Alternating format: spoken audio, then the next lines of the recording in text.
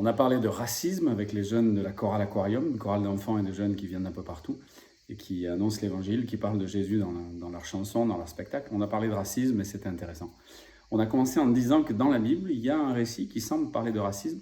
C'est lorsque Myriam et Aaron, la sœur et le frère de Moïse, eh bien, critiquent Aaron, critique plutôt la femme de Moïse, Tsipora ou Séphora, qui était couchite, éthiopienne. Voilà. Il est fort probable qu'il l'ait critiquée parce qu'elle n'était pas israélite et parce qu'elle était d'origine africaine ou africaine. Voilà. C'est peut-être le premier récit, en tout cas biblique, qui semble parler de racisme et qui nous montre qu'évidemment ces choses existent depuis toujours.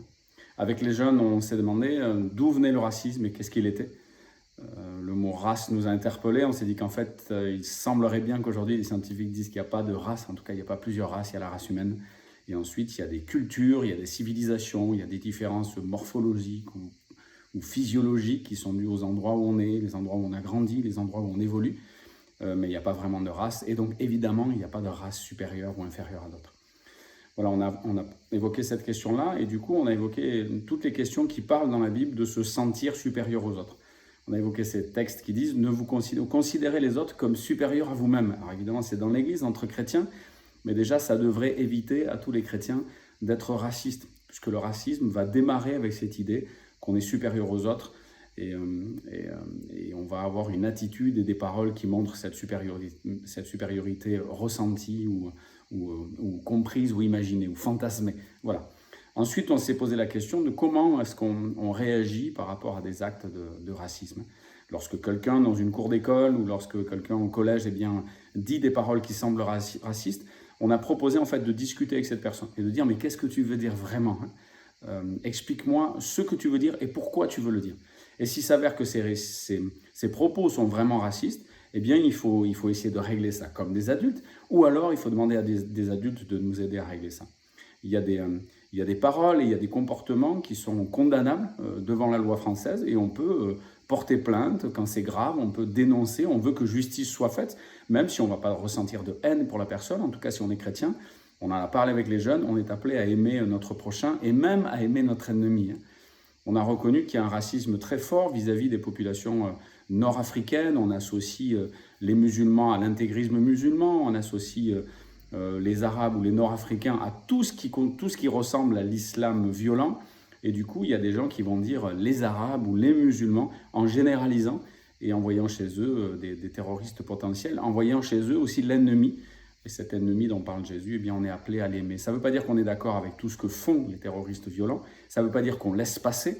On a envie que justice soit faite. Mais on les aime, c'est-à-dire qu'on prie pour eux. Et on a envie qu'ils découvrent le Christ.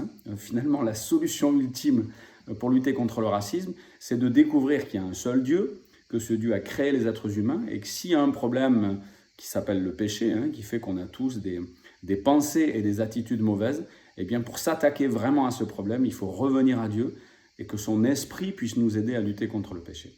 Alors, vraiment, les chrétiens, normalement, sont bien armés pour ne pas être racistes. Et pourtant, avec les jeunes, on a réalisé, on le savait, mais pour certains jeunes, ils ont réalisé que dans l'Église et dans l'histoire de l'Église, il y a eu aussi du racisme. On a évoqué la situation de l'Afrique du Sud et puis la situation de l'Amérique, et puis le ségrégationnisme nord-américain, tout ce qui s'est passé avec Martin Luther King. L'attitude de l'Église n'a pas été bonne, et on a même parfois justifié théologiquement l'infériorité des Noirs vis-à-vis des Blancs. Ensuite, avec les jeunes, on s'est posé la question de qu'est-ce qu'on fait ensuite, comment on réagit. Alors on essaie de demander à la personne pourquoi elle a dit ça, si c'était vraiment du racisme. On dénonce l'injustice. Et puis, si la personne ne nous écoute pas, si la justice n'est pas faite, on reste confiant parce que notre Dieu est un Dieu juste. Et on peut même dire, on en a parlé aux jeunes, on peut même dire à quelqu'un qui a eu des propos blessants, racistes, et qui n'est pas puni, que ce soit par la maîtresse, par le professeur ou par la loi, eh bien on peut lui dire « Mon Dieu est un Dieu qui applique la justice et qui punira. Et tu devrais te tourner vers lui, tu devrais reconnaître tes torts parce que sinon je suis malheureux pour toi. J'ai été blessé par tes propos, j'ai été blessé par ton attitude. » Il y a des pays où on perd son travail parce qu'il y a un racisme vis-à-vis de certaines nationalités, certaines cultures. Mais finalement, les plus malheureux, ce sont tous ceux qui font ça. Tous ceux qui agissent de façon méchante vis-à-vis de personnes d'une autre culture ou d'un autre pays, parce qu'ils sont, d'une certaine façon, sous la colère de Dieu. et que Dieu appliquera son jugement. Voilà, nous croyons en Dieu et du coup nous croyons en la justice. Quand la justice des hommes fait son travail, c'est bien et ça nous soulage, ça nous montre qu'il y a une justice. Et quand elle ne le fait pas, quand c'est pas possible ou quand ça marche mal, eh bien nous pouvons dire qu'il y a un Dieu qui fera justice et qu'il faut apprendre à reconnaître ses torts et qu'il faut se tourner vers ce Dieu. Voilà, c'était une discussion très franche, c'était une discussion qui montre aussi nos difficultés à nous parler quand on généralise, quand on dit par exemple les Noirs ils sont meilleurs au sport. On a invité les jeunes à pas trop généraliser, à dire évidemment il y a des Noirs qui sont pas bons au sport, il y a des Blancs qui sont très très très forts. Et donc quand on généralise en fait, on n'est pas loin du racisme. Et on les a invités aussi à se parler. Entre jeunes, il y a des Blancs qui ont dit, en parlant des Noirs, les Blacks, et les Noirs ont de suite dit, ah non, ça se dit plus, ça se dit pas, c'est pas respectueux, il faut dire les Noirs. Et je leur ai dit qu'il y a quelques années, c'était l'inverse. Quand on disait les Noirs, c'était pas bien vu, et on disait les Blacks peut-être pour minimiser. Aujourd'hui, eh bien les personnes noires préfèrent assumer leur identité, leur couleur de peau, et dire les Noirs plutôt que les Blacks. Voilà. Faisons attention les uns aux autres. Il y a la question de la différence aussi. Quand quelqu'un est vraiment différent et quand il est minoritaire, eh bien, il peut rapidement être rejeté. Les chrétiens sont appelés à aimer tout le monde et peut-être même encore plus à aller vers ceux qui sont minoritaires et qui sont différents pour les découvrir, pour les aimer et pour les accueillir. On devrait vraiment, en tant que chrétien, avoir une attitude particulière et exemplaire vis-à-vis de ceux qui sont différents, sachant que nous aussi, on vit ce rejet parce qu'on est différent en tant que chrétien, parce qu'on prend des positions différentes dans la société. Et on devrait être plein de compassion, savoir se mettre à la place de ceux qui sont minoritaires et qui souffrent. Voilà, c'était stimulant. J'espère que cette petite vidéo vous a stimulé aussi. On peut continuer à parler du racisme.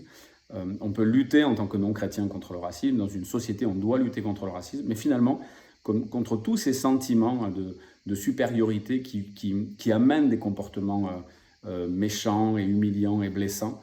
Ça ne concerne pas que la situation, enfin pas que la question de la couleur de la peau. Il y a aussi toute notre attitude vis-à-vis de ceux qui sont différents de nous. On pense aux personnes qui ont un handicap qui ne se voit pas. On pense aux personnes qui ne se comportent pas comme toutes les autres. Et que Dieu nous donne beaucoup d'amour, beaucoup de sagesse. Et quand il y a quelque chose qui nous blesse, qu'on puisse le dire et qu'on puisse en parler comme des adultes ou avec des adultes.